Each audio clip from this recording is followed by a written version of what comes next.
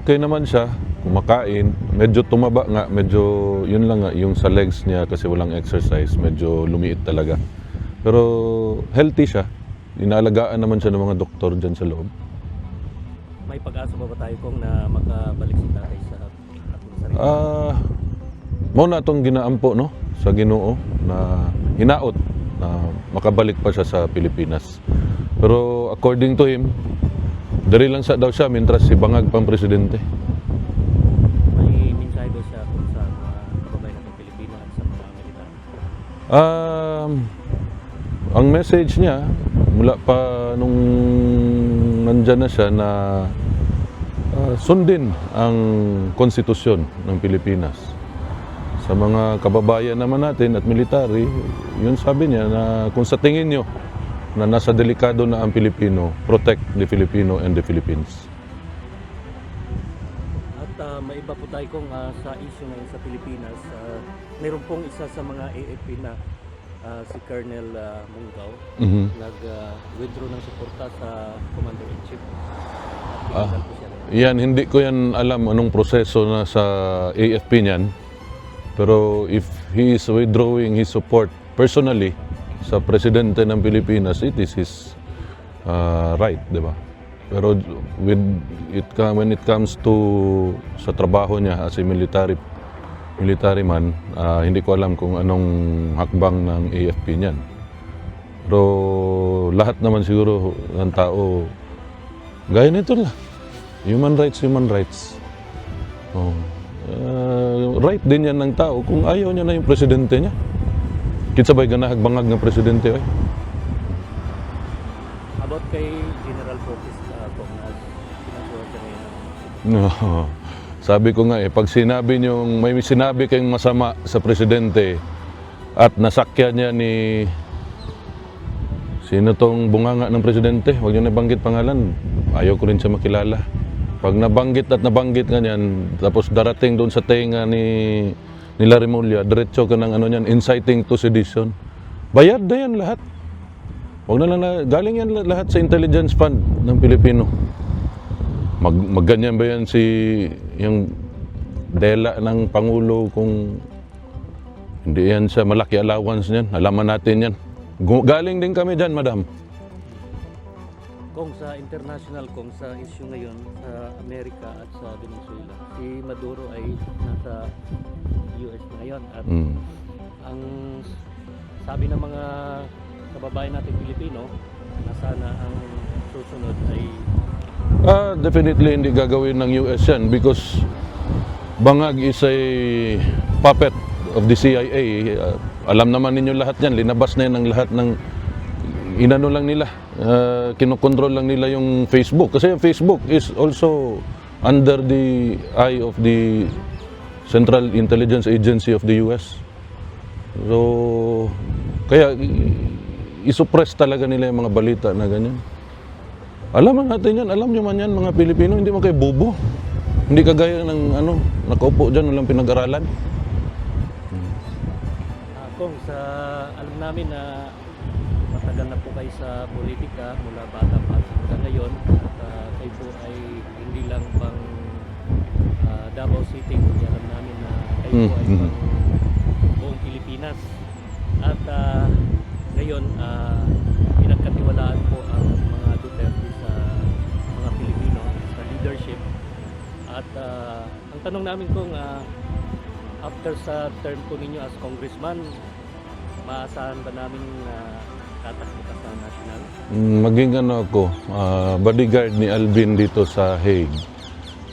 I leave it to the Davaoenos, no? My political career started in Davao City and I give it to the Davaoenos. Kung anong desisyon nila, doon ako. Anong desisyon ng pamilya ko, ng mga anak ko, doon ako. Pero ako personally, mas nindot siguro, mamasol na lang tadya samal. Fisherman, occupation, fisherman. Nga musokol og bangag. Halos ngayon kung sa mga na-interview namin sa mga sa survey sa mga Pilipino lang personally, gusto nila Duterte. Okay na yung Dok? Si Kitty na lang, pati si Inday.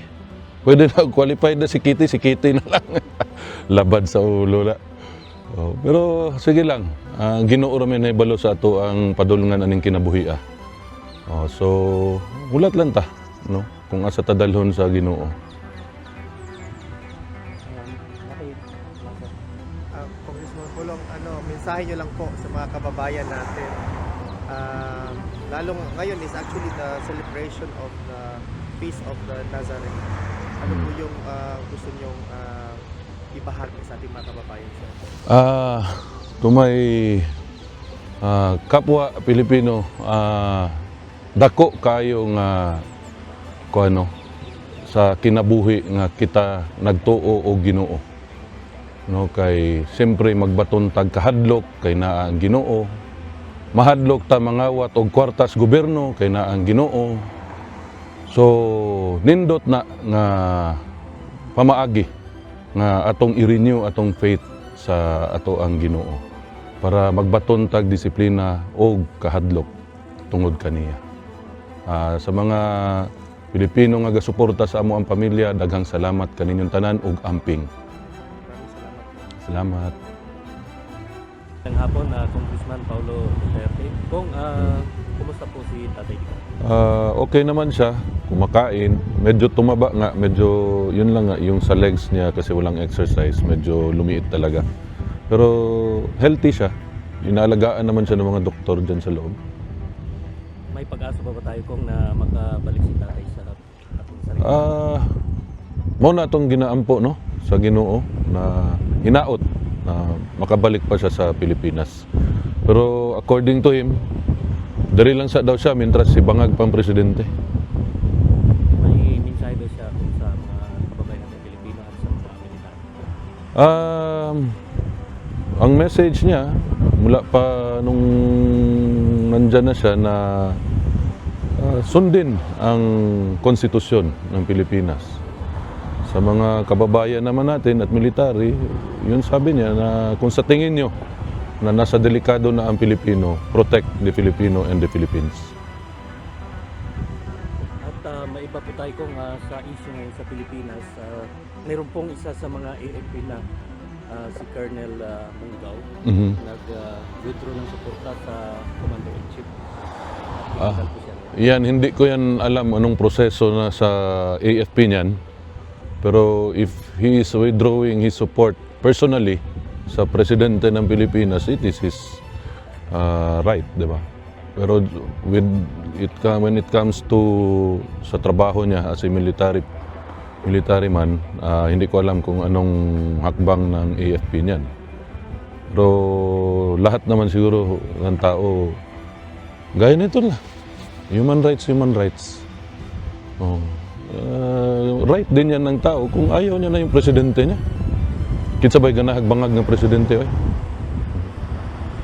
About kay General Focus kung sinasuwat na ngayon ng No. Sabi ko nga pag sinabi niyong may sinabi kayong masama sa presidente at nasakyan niya ni sino tong bunganga ng presidente, huwag niyo nabanggit pangalan, ayaw ko rin siya makilala. Pag nabanggit nga niyan, tapos darating doon sa tenga ni Larry Mulya, diretso ka ng niyan, inciting to sedition. Bayad na yan lahat. Huwag na lang galing yan lahat sa intelligence fund ng Pilipino. Magganyan ba yan yung dela ng Pangulo kung hindi yan sa malaki allowance niyan? Alaman natin yan. Galing din kami dyan, madam.